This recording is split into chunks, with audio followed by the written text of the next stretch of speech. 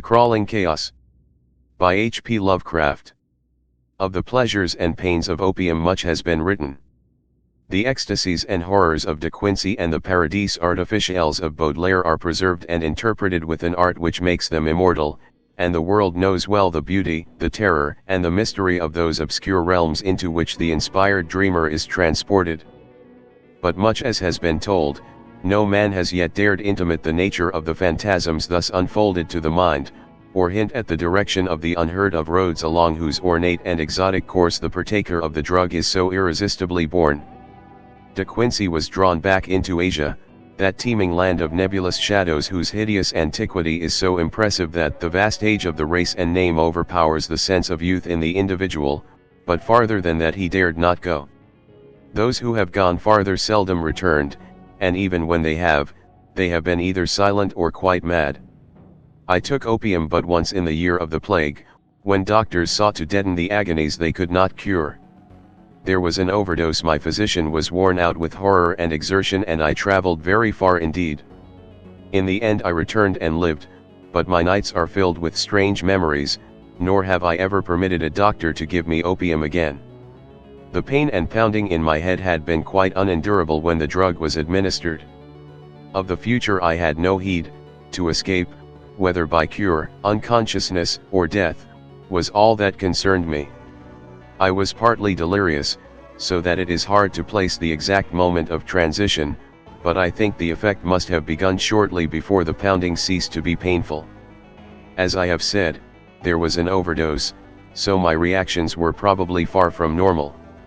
The sensation of falling, curiously dissociated from the idea of gravity or direction, was paramount, though there was a subsidiary impression of unseen throngs in incalculable profusion, throngs of infinitely diverse nature, but all more or less related to me. Sometimes it seemed less as though I were falling, than as though the universe or the ages were falling past me. Suddenly my pain ceased, and I began to associate the pounding with an external rather than internal force. The falling had ceased also, giving place to a sensation of uneasy, temporary rest, and when I listened closely, I fancied the pounding was that of the vast, inscrutable sea as its sinister, colossal breakers lacerated some desolate shore after a storm of titanic magnitude. Then I opened my eyes. For a moment my surroundings seemed confused, like a projected image hopelessly out of focus, but gradually I realized my solitary presence in a strange and beautiful room lighted by many windows. Of the exact nature of the apartment I could form no idea, for my thoughts were still far from settled, but I noticed varicolored rugs and draperies, elaborately fashioned tables, chairs, ottomans, and divans, and delicate vases and ornaments which conveyed a suggestion of the exotic without being actually alien.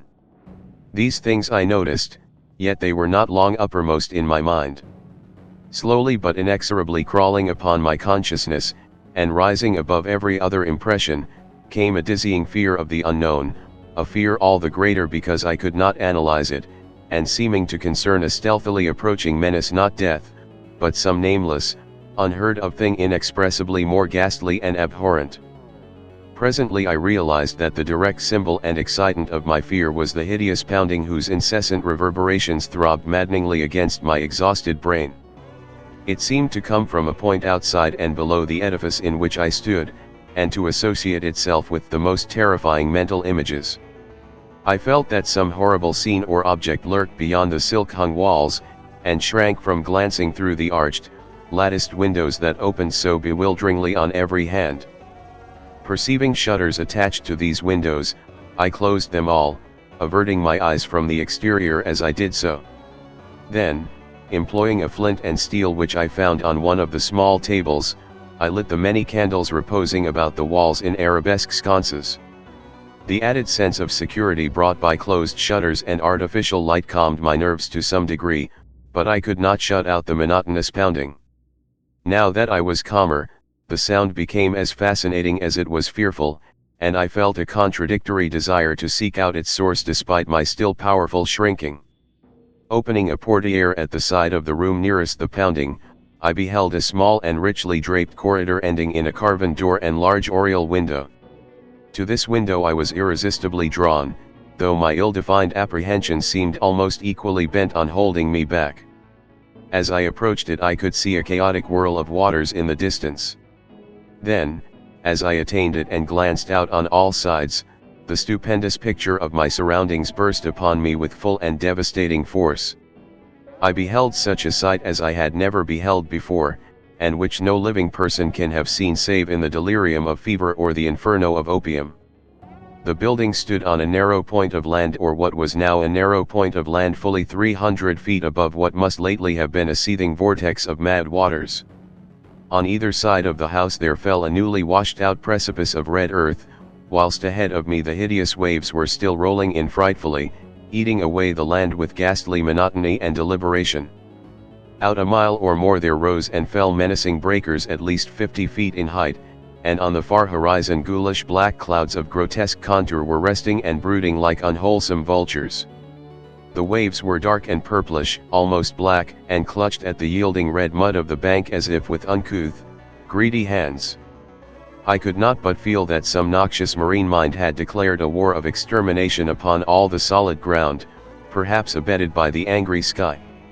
Recovering at length from the stupor into which this unnatural spectacle had thrown me, I realized that my actual physical danger was acute. Even whilst I gazed the bank had lost many feet, and it could not be long before the house would fall undermined into the awful pit of lashing waves. Accordingly I hastened to the opposite side of the edifice, and finding a door, emerged at once, locking it after me with a curious key which had hung inside. I now beheld more of the strange region about me, and marked a singular division which seemed to exist in the hostile ocean and firmament.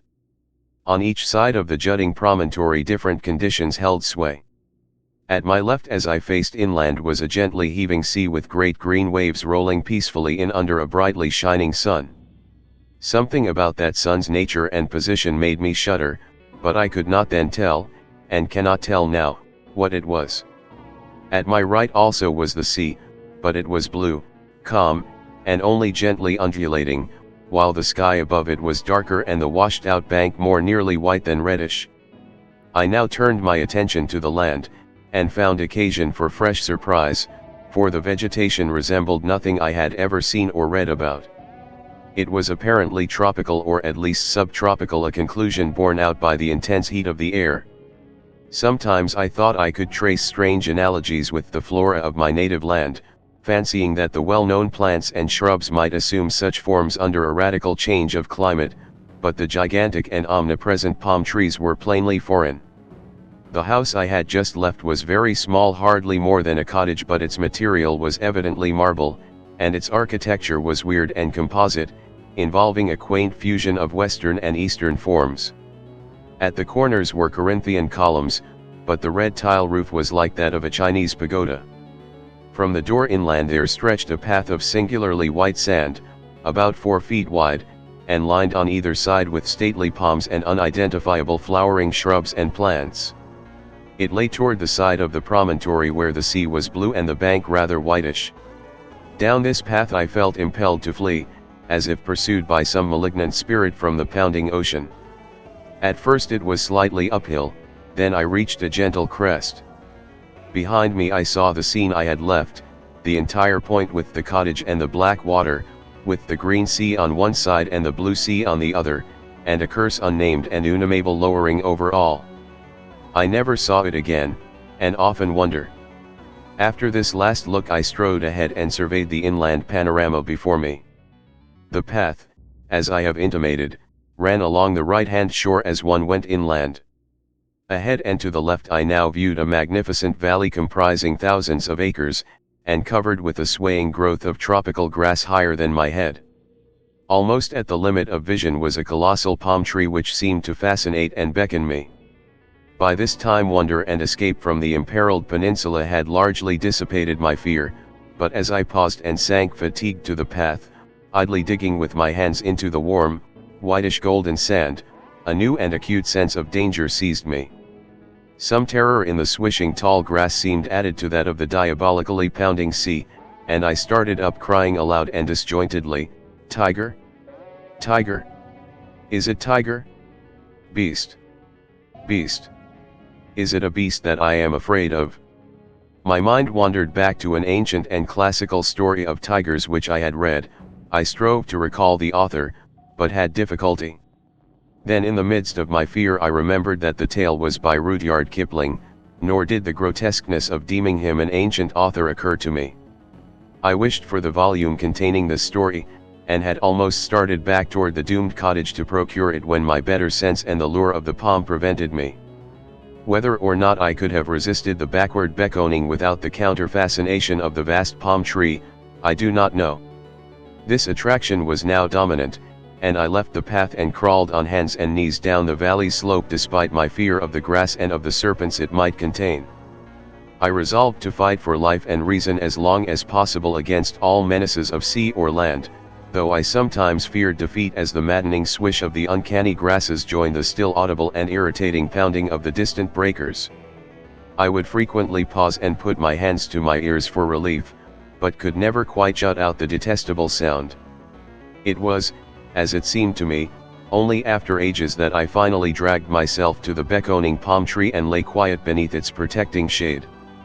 There now ensued a series of incidents which transported me to the opposite extremes of ecstasy and horror, incidents which I tremble to recall and dare not seek to interpret.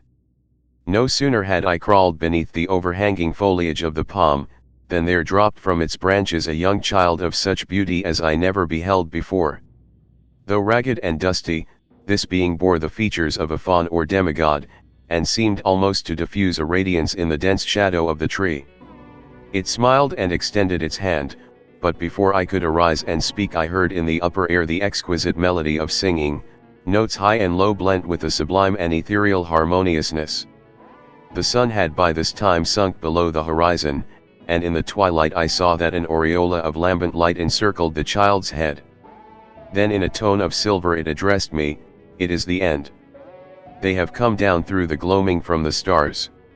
Now all is over, and beyond the Aranurian streams we shall dwell blissfully in Tilo." As the child spoke, I beheld a soft radiance through the leaves of the palm tree, and rising greeted a pair whom I knew to be the chief singers among those I had heard. A god and goddess they must have been, for such beauty is not mortal, and they took my hands, saying, "Come, child, you have heard the voices, and all is well. In Tilo beyond the Milky Way and the Aranurian streams are cities all of amber and chalcedony. And upon their domes of many facets glisten the images of strange and beautiful stars. Under the ivory bridges of Tilo flow rivers of liquid gold bearing pleasure barges bound for blossomy Cytherian of the seven suns.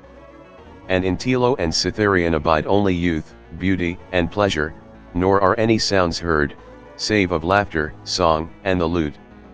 Only the gods dwell in Tilo of the golden rivers, but among them shalt thou dwell." As I listened, enchanted, I suddenly became aware of a change in my surroundings. The palm tree, so lately overshadowing my exhausted form, was now some distance to my left and considerably below me. I was obviously floating in the atmosphere, companioned not only by the strange child and the radiant pair, but by a constantly increasing throng of half-luminous, vine-crowned youths and maidens with wind-blown hair and joyful countenance. We slowly ascended together, as if borne on a fragrant breeze which blew not from the earth but from the golden nebulae, and the child whispered in my ear that I must look always upward to the pathways of light, and never backward to the sphere I had just left. The youths and maidens now chanted mellifluous iambics to the accompaniment of lutes, and I felt enveloped in a peace and happiness more profound than any I had in life imagined, when the intrusion of a single sound altered my destiny and shattered my soul. Through the ravishing strains of the singers and the lutanists, as if in mocking, demoniac concord, throbbed from gulfs below the damnable, the detestable pounding of that hideous ocean. And as those black breakers beat their message into my ears I forgot the words of the child and looked back, down upon the doomed scene from which I thought I had escaped. Down through the ether I saw the accursed earth turning, ever turning, with angry and tempestuous seas gnawing at wild desolate shores and dashing foam against the tottering towers of deserted cities. And under a ghastly moon there gleamed sights I can never describe, sights I can never forget, deserts of corpse-like clay and jungles of ruin and decadence where once stretched the populous plains and villages of my native land, and maelstroms of frothing ocean where once rose the mighty temples of my forefathers. Around the northern pole steamed a morass of noisome growths and miasmal vapors, hissing before the onslaught of the ever-mounting waves that curled and fretted from the shuddering deep. Then a rending report clave the night, and athwart the desert of deserts appeared a smoking rift. Still the black ocean foamed and gnawed, eating away the desert on either side as the rift in the center widened and widened. There was now no land left but the desert, and still the fuming ocean ate and ate. All at once I thought even the pounding sea seemed afraid of something, afraid of dark gods of the inner earth that are greater than the evil god of waters, but even if it was it could not turn back, and the desert had suffered too much from those nightmare waves to help them now. So the ocean ate the last of the land and poured into the smoking gulf, thereby giving up all it had ever conquered. From the new flooded lands it flowed again, uncovering death and decay, and from its ancient and immemorial bed it trickled loathsomely, uncovering night secrets of the years when time was young and the gods unborn. Above the waves rose weedy, remembered spires. The moon laid pale lilies of light on dead London, and Paris stood up from its damp grave to be sanctified with stardust. Then rose spires and monoliths that were weedy but not remembered, terrible spires and monoliths of lands that men never knew were lands. There was not any pounding now, but only the unearthly roaring and hissing of waters tumbling into the rift. The smoke of that rift had changed to steam, and almost hid the world as it grew denser and denser. It seared my face and hands, and when I looked to see how it affected my companions I found they had all disappeared. Then very suddenly it ended, and I knew no more till I awaked upon a bed of convalescence. As the cloud of steam from the Plutonic Gulf finally concealed the entire surface from my sight, all the firmament shrieked at a sudden agony of mad reverberations which shook the trembling ether. In one delirious flash and burst it happened, one blinding, deafening holocaust of fire, smoke, and thunder that dissolved the wan moon as it sped outward to the void. And when the smoke cleared away, and I sought to look upon the earth, I beheld against the background of cold, humorous stars only the dying sun and the pale mournful planets searching for their sister.